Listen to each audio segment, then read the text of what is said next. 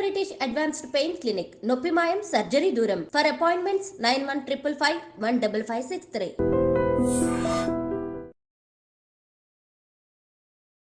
Hi, hello, నమస్తే, welcome back to iDream media. ఈరోజు మనతో ఉన్నారు స్టాక్ మార్కెట్ అనలిస్ట్ అయిన సుందరరామ్ రెడ్డి గారు. ముఖ్యంగా ట్రెడిషనల్ ఇన్వెస్ట్మెంట్స్ గురించి ఈరోజు ఎపిసోడ్లో మాట్లాడుకుందాం. Hi sir. హాయ్. ఇండియన్స్ అనగానే ఈవెన్ ఫారినర్స్కే కాదు, మనకు కూడా మనం ప్రౌడ్గా చెప్పుకునేది గోల్డ్ అండ్ ల్యాండ్. ఈ రెండు ఇన్వెస్ట్మెంట్స్ మనకి ట్రెడిషనల్ ఇన్వెస్ట్మెంట్స్ అన్నమాట. స్టిల్ మార్కెట్లో మనం $5 trillion అంటే $1 million ఎకనామీ అయినా కూడా పర్సంటేజ్ చాలా తక్కువ. ఈ 140 కోట్లు 200 కోట్లు ఇందులో. రియల్ ఎస్టేట్ మీదకి గోల్డ్ మీదకి వెళ్ళినప్పటికీ మనంత ఇన్వెస్ట్మెంట్ ఎవరో చేయరు. ఏంటి ఇంకెందుకు మనం అప్డేట్ అవ్వట్లేదు అంటారు? అప్డేట్ అవ్వటం లేదు అనే బదులు ట్రెడిషనల్గా ఇండియన్స్ లైఫ్ స్టైల్లో ఒక సొంత ఇల్లు ఉండటం అనేది ఒక డ్రీమ్ అండి. ఫర్ ఎగ్జాంపుల్ ప్రపంచవ్యాప్తంగా ఎక్కువ మిలినియర్స్ ఉన్న కంట్రీ స్విట్జర్లాండ్. ప్రపంచం మొత్తం మీద ఈవెన్ అమెరికాతో కంపేర్ చేసినా సరే యావరేజ్ మీద ఎక్కువ ప్రతి 100 మందిలో 9 మంది మిలినియర్స్ ఉన్నారు అక్కడ.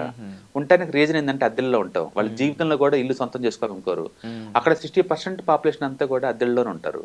అది వాళ్ళ కల్చర్, అది వాళ్ళ కల్చర్ అనమాట. అలాగే ఇండియా వాళ్ళకి కల్చర్ ఏంటంటే బంగారం కొనటం, రియల్ ఎస్టేట్ లో ఇన్వెస్ట్ చేయటం, మిగిలితే ఇన్సూరెన్స్ లేదా బ్యాంక్ డిపాజిట్లు చేయటం అనేది వీళ్ళ కల్చర్. ఇది అంటే ఇట్లా అలా వాళ్ళ కల్చర్ లో పార్ట్ గా ఉన్నప్పుడు ఓవర్ నైట్ లోనే వాళ్ళు మారుతారని అనుకోవద్దు అనమాట బేసికల్ గా. సో అందుకని ఇండియాలో రియల్ ఎస్టేట్ ఎప్పుడు కూడా కొద్ది హ్యూజ్ డిమాండ్ ఉంటుంది. ఫస్ట్ అసలు ఇల్లు లేకపోతేనేమో కనీసం సింగిల్ ఇల్లు అని సొంతం చేసుకోవాలనుకుంటారు జీవితకాలం. 140 కోట్ల మందికి 3 పైపుల సముద్రం, ఒకవైపు పర్వతాలు ఉన్నాయి కాబట్టి న్యాచురల్గా ల్యాండ్కి స్కేర్సిటీ ఎక్కువ ఉంటుంది. అండ్ రెండోది సిటీస్ చాలా తక్కువ ఉన్నాయి ఇండియాలో కంపేర్ టు వెస్టర్న్ కంట్రీస్తో పోల్చుకున్నప్పుడు. ఆ సిటీలోనే మేజర్ ఫోకస్ చేస్తారు కాబట్టి అండ్ ఎక్కువ మంది అక్కడ ల్యాండ్ రేట్ ఎంతైనా సరే కొనడానికి రెడీ అవుతుంటారు. అందుకని ఇల్లు కొనటం అనేది ఒక ఎమోషనల్ డిసిషన్. అది ఎట్టి పరిస్థితుల్లో దాన్ని ఒకటని ఉంచుకుందాం అన్నట్టు. అందుకని చాలా మంది చిట్టీలు కట్టేసి లేదా వడ్డీలు తెచ్చేసి లేదా లోన్ తీసుకొని మరి ఇల్లు కడతా ఉంటారు అనమాట.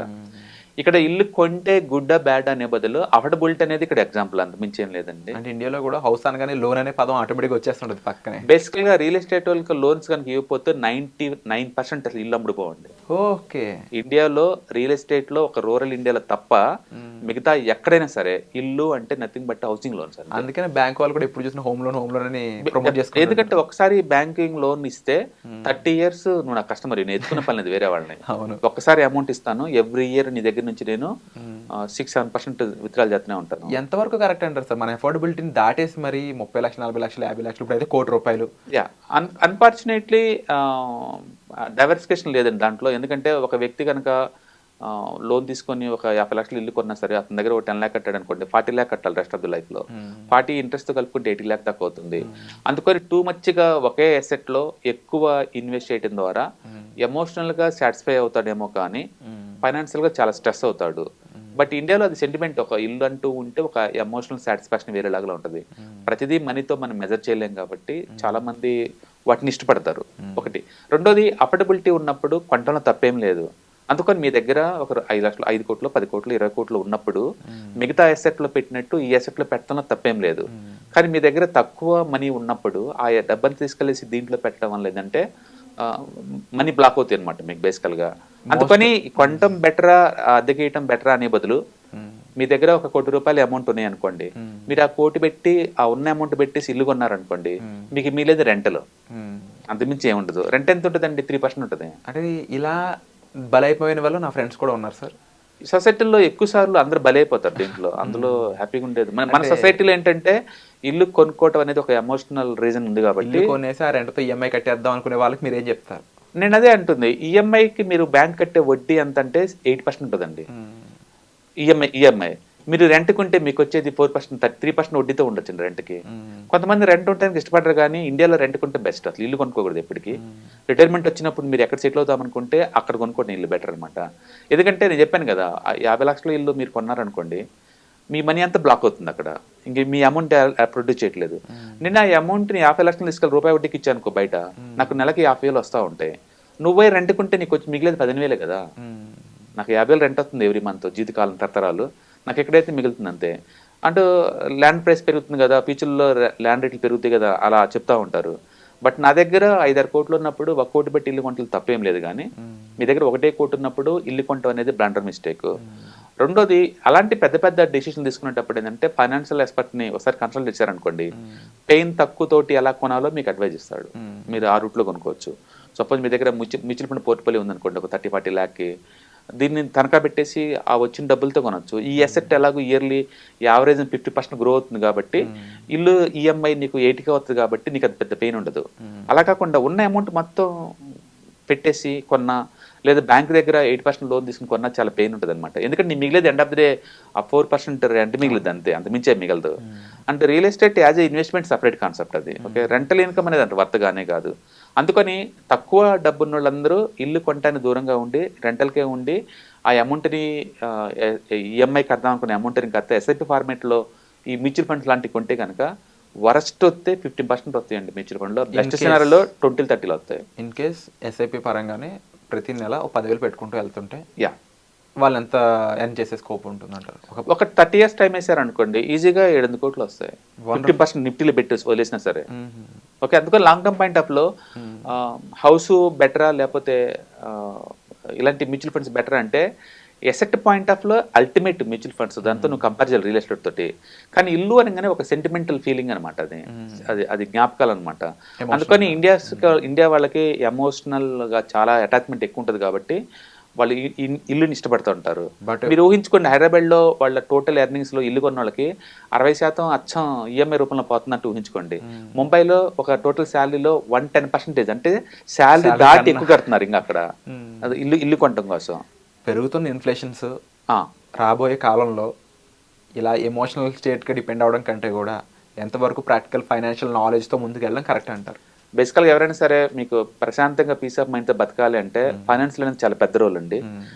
ఫైనాన్షియల్గా మీరు నాలెడ్జ్ పెంచుకొని లేదా ఫైనాన్షియల్ ఎక్స్పర్ట్స్తో మాట్లాడుకొని ఏదైనా బిగ్ డిసిషన్ తీసుకునేటప్పుడు వాళ్ళతో అడ్వైస్ తీసుకున్నాం అనుకోండి, మీకు ఫ్యూచర్లో పీస్ ఆఫ్ మైండ్ దొరుకుతుంది అనమాట.